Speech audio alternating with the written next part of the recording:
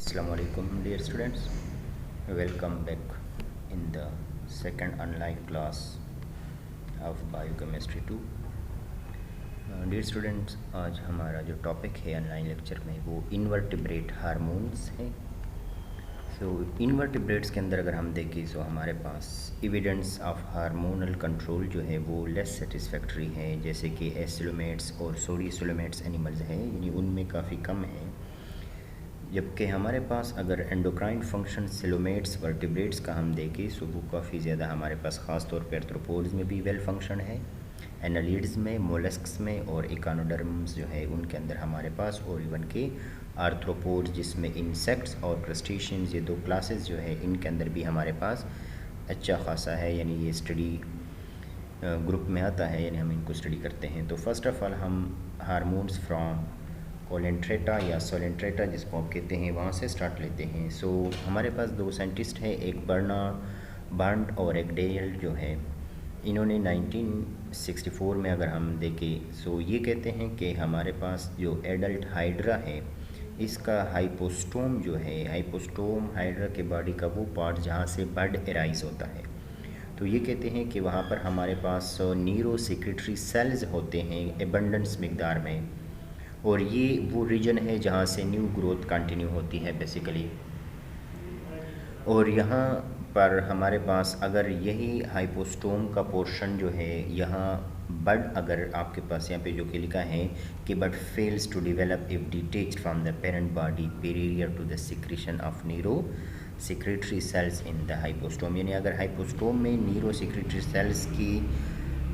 Secretion से पहले ये बर्ड्स हमारे पास डिटेच हो जाए तो वो डेवलप नहीं होगा, यानी वो ज़हरी बात है वो ख़त्म हो जाएगा। जबकि हमारे पास सेकेंडली वो कहते हैं कि सेक्सुअल मैच्योरिटी में अगर हम देखें, जब वो एडल्ट हो जाती है हाइड्रा और उसकी सेक्सुअल मैच्योरिटी का टाइम होता है, सो इस टाइम न्यूरो सेक्रेटरी सेल्स जो है वो डिसअपीयर हो जाते हैं। तो यानी इट मीन्स कि वहाँ पर हमारे पास वो ग्रोथ कर रहा था कि अगर न्यूरो सेक्रेटरी सेल्स अपने सिक्रीशन करते थे तो उनसे हमारे पास वो न्यू ग्रोथ कंटिन्यू होती थी,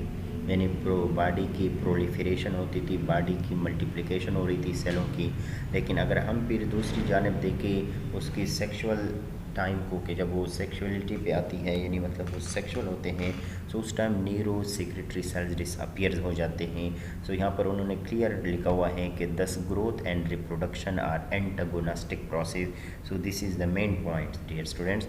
कि हाइड्रा के अंदर यानी कोलेंट्रेटा के अंदर हमारे पास जो एडल्ट कोलेंट्रेटा है या हाइड्रा है उसमें हमारे पास रिप्रोडक्शन और ग्रोथ जो है वो एंटागोनिस्टिक है, कि यानी अगर ग्रोथ कंटिन्यू होगी तो रिप्रोडक्शन नहीं होगी उनमें, और जब रिप्रोडक्शन का टाइम आएगा तो उनका ग्रोथ जो है वो स्टॉप हो जाएगा। यहाँ पर जो न्यूरो सेक्रेटरी ग्रोथ हार्मोन है ये हमारे पास दो फंक्शन परफॉर्म करते हैं, जिसको दूसरे मानों में हम ग्रोथ हार्मोन भी कहते हैं। इनके अंदर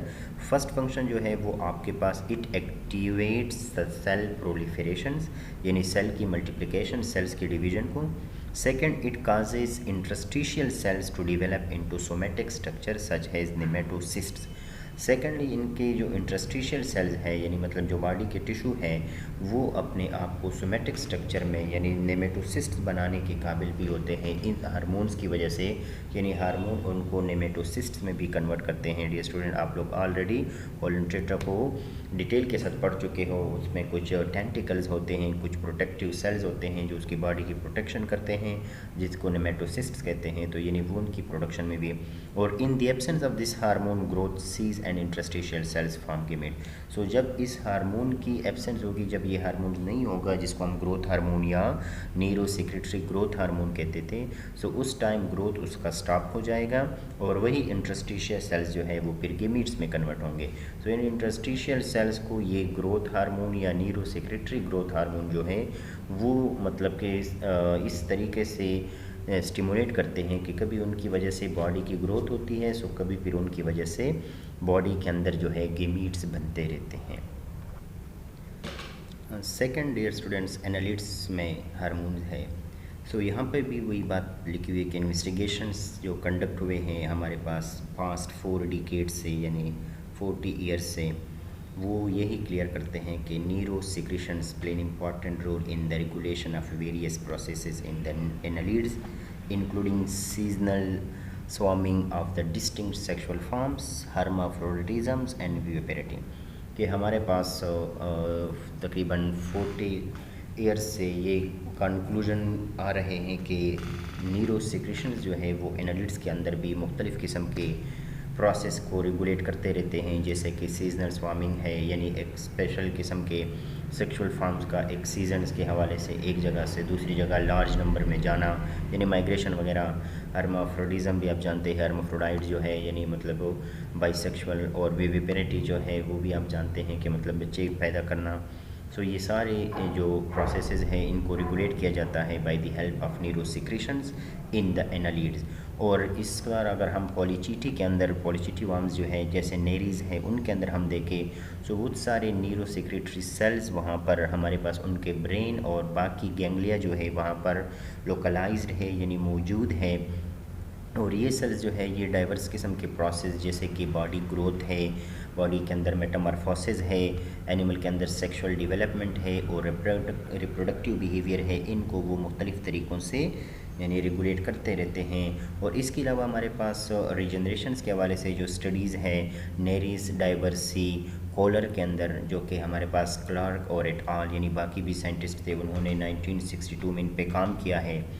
सो वो कहते हैं कि worm grows by adding new segment until it has produced about 50 segment. कि ये नेरीज जो है ये वर्म्स, इनमें बॉडी सेगमेंटेड होती है, एनालिड्स के अंदर आप लोग पढ़ चुके हैं। सो इसमें कहते हैं कि एक न्यू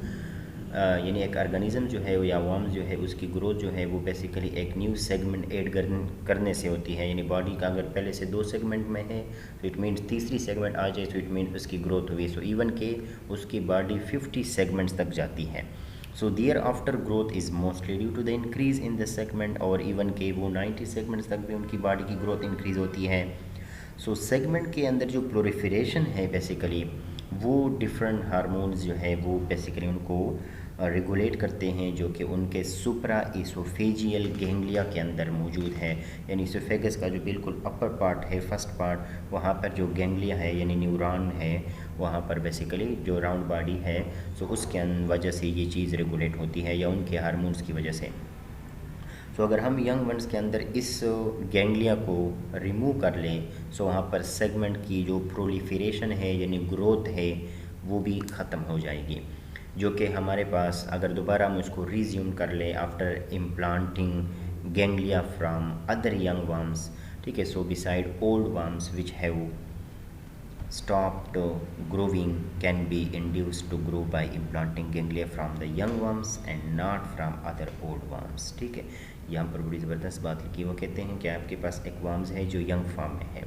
आपने उसने क्या कर दिया, उसका गैंग्लिया रिमूव कर दिया, सो इट मीन्स उसकी ग्रोथ स्टॉप हो जाएगी। सो अगर आप दूसरे यंग वर्म्स की गैंग्लिया इसके अंदर इम्प्लांट करेंगे तब उसकी ग्रोथ होगी, अदरवाइज़ किसी ओल्ड वर्म्स की गैंग्लिया को इम्प्लांट करने से किसी भी किस्म की ग्रोथ नहीं होगी। सो इट मीन्स कि ये यंग वर्म्स की बात है कि यंग वर्म्स के गैंग्लिया में ये कैपेबिलिटी है कि वो हार्मोन सिक्रेट करते हैं और उसकी वजह से सेगमेंट की एडिशन होती है या प्रोलिफरेशन होती है। नेक्स्ट वो कहते हैं कि अगर फॉर एग्ज़ाम्पल एम्प्यूटेशन किया जाए for part of the worm, amputation का मतलब ये है कि पूरी की पूरी एक फॉर एग्ज़ाम्पल हमारे 4 लिम्स है यानी 2 हाथ है 2 पाँव है, सो पूरा हाथ अगर काट लिया जाए यानी आर्टिफिशियल तरीके से बॉडी से डिटेच किया जाए, या हाथ का कोई सेगमेंट जो है उसको हम बॉडी से डिटेच करें, सो इस प्रोसेस को एम्प्यूटेशन यानी सर्जिकल रिमूवल बेसिकली जिसको हम कहते हैं of all or part of a limb, यानी किसी लिम्ब का एक पार्ट या पूरा का पूरा लिम्ब जो है उसको सर्जिकली तौर पे हम रिमूव कर ले बॉडी से, सो इसे इम्प्यूटेशन कहते हैं। सो यहाँ पे कहते हैं कि imputation of a part of the worm with less than 60 segments activates neurosecretory cells to elaborate the hormone which provoke segment proliferation। यानी अगर 60 सेगमेंट से कम वर्म्स की एक बॉडी है और उससे कि आप इम्प्यूटेशन कर लें, सो उसकी वजह से वो न्यूरोसेक्रेटरी सेल्स एक्टिव हो जाएंगे, अपने हार्मोन्स को सीक्रेट करेंगे और फिर वो जाके दोबारा सेगमेंट की प्रोलिफरेशन करेंगे। So it's however not known whether the growth promoting and the regeneration promoting hormone are identical. ठीक है, यानी ये अभी तक मालूम नहीं है कि आया ये ग्रोथ प्रोमोटिंग और इसके अलावा जो रीजनरेशन है, यानी आपने उसका पार्ट बॉडी से डिटेच किया, उसके बाद दोबारा सेगमेंट आया, तो ये दोबारा सेगमेंट आना ये रीजनरेशन है, ज़ाहिरी बात है। और पहले से जो नए नए सेगमेंट लग रहे थे वो ग्रोथ था। तो ये ग्रोथ और रीजनरेशन के हार्मोन के बारे में अभी तक अननोन है कि क्या वाकई ये हमारे पास आइडेंटिकल नेचर के हैं या नहीं है।